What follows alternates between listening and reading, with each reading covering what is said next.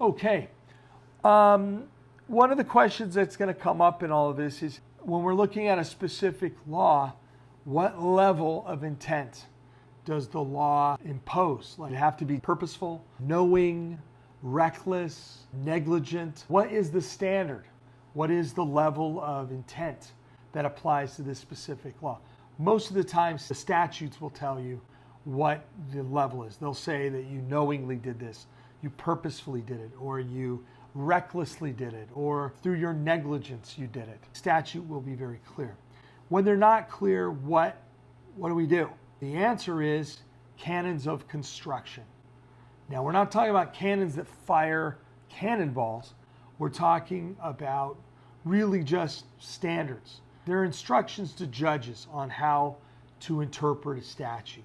There's one called the presumptive constitutionality rule, and that is the judges have to presume the statute's constitutional. Well, what if one part of it is unconstitutional? Well, they don't use that part of it, and they don't apply that part of it. But if the rest of the statute is constitutional, that's fine. Another one has to do with how you look at a case. If there's some little bit of ambiguity, it's not really clear, always side with the defendant. Narrowly interpret those gaps. That way people are not going to jail because the legislature did not do its job of carefully writing the law.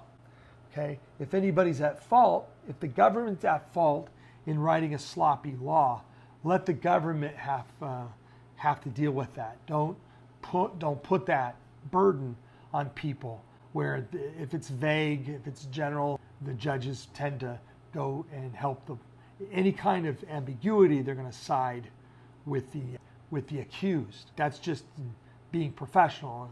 The legislature or Congress doesn't like it, they could add an amendment or they could redraft the law or do something. But the courts don't want to be putting people away where the legislature was sloppy in the way they wrote the law.